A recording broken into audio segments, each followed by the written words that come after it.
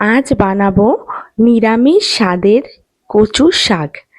আমি কচুর শাক বানানোর জন্য দুটো বড় কচুর শাকের লম্বা ডাঁটা টুকরো করে কেটে ধুয়ে নিয়েছি।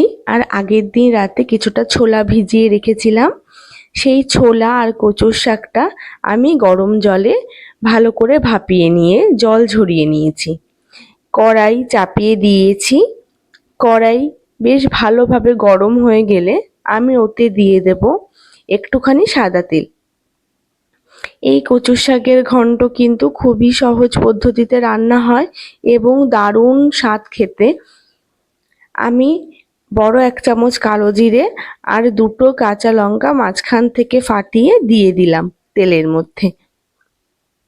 মশলাটাকে একটু নাড়িয়ে নেব। এইবার এই ছোলা কচুর শাকটাকে আমি দিয়ে দেব হাতায় করে তেলের মধ্যে। আমি প্রিয়া, আর আপনারা কিন্তু দেখছেন প্রিয়াস কিচেন। কচুর শাক কিন্তু দারুণ স্বাস্থ্যকর এবং ভীষণ ভালো খেতে। অনেকেই এটা আমিষ ভাবে খান, আবার যারা নিরামিষ ভাবে খান তাদের জন্য কিন্তু আজকের এই বাদাম ছোলা দিয়ে কচুর শাক রান্না করলে কিন্তু দারুণ সুস্বাদু হয়। আমি স্বাদ মতো একটু নুন দিয়ে দেব।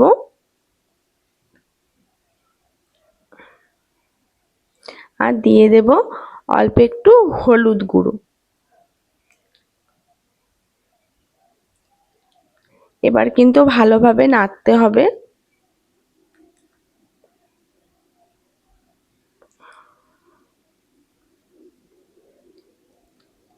এই কচুর শাকটা দিয়ে অনায়াসে কিন্তু আপনার নিরামিষ দিনের ভাত খাওয়া হয়ে যাবে। দারুণ মুখরোচক এবং ভীষণ সুস্বাদু আর স্বাস্থ্যকরও বটে।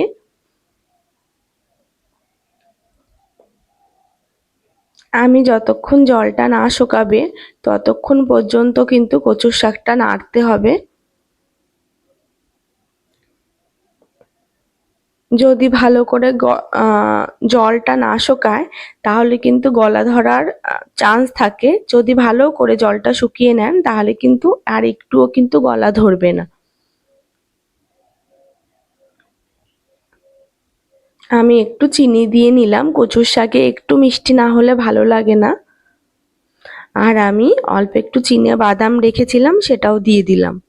ব্যাস, এবার কিন্তু আর কিছু দেওয়ার নেই, এবার শুধু নাড়তে হবে। আপনারা যারা আমার ভিডিও নতুন দেখছেন এবং চ্যানেলে নতুন, অবশ্যই চ্যানেলটা সাবস্ক্রাইব করবেন। ভিডিও ভালো লাগলে লাইক করবেন, কমেন্ট করবেন এবং আপনার প্রিয়জনদের সাথে আমার ভিডিওটা শেয়ার করবেন।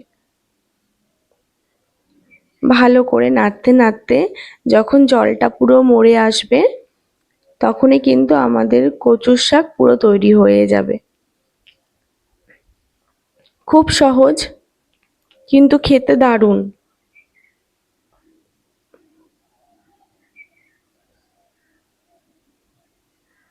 এখন কাজ আর বলতে তেমন কিছুই নেই, শুধুমাত্র খুন্তিটা চালাতে হবে যতক্ষণ না কচুর শাকটা ভালোভাবে ভাজা না হয়।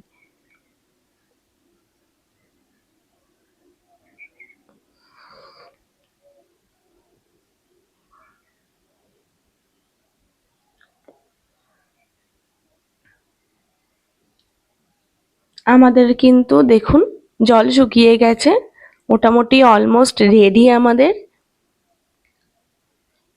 আপনারা কারা কারা কচুর শাক ভালো খান আমাকে অবশ্যই জানাবেন, আমার তো ভীষণ প্রিয়। আপনারা এটা বানাবেন এবং বানিয়ে খেয়ে আমাকে কমেন্টে অবশ্যই জানাবেন আপনাদের কেমন লাগলো। ভীষণ সহজ কিন্তু ভীষণ সুস্বাদু খেতে।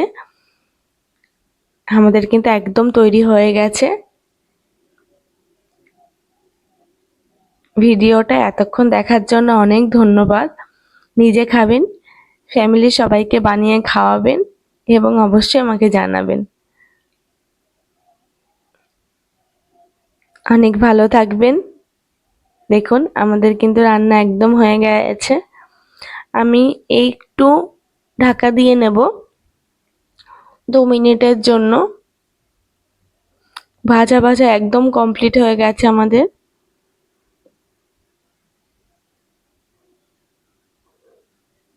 আশা করি এই নিরামিষ আইটেমটা আপনাদের অনেক ভালো লাগবে।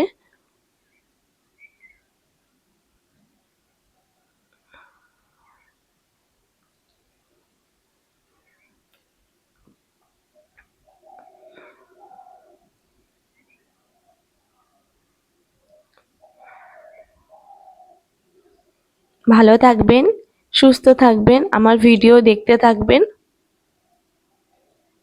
আর এটা অবশ্যই বানিয়ে খাবেন বাড়িতে। ভীষণ স্বাদ। দেখুন যখন কড়াইয়ে একদম লাগবে না তার মানে হচ্ছে একদম কিন্তু তৈরি হয়ে গেছে। এটা ভাত দিয়ে খেতে ভীষণ ভালো লাগে। ভালো থাকবেন। আজ আমি আসছি, আবার নতুন ভিডিও নিয়ে চলে আসবো আপনাদের কাছে। ভালো থাকবেন।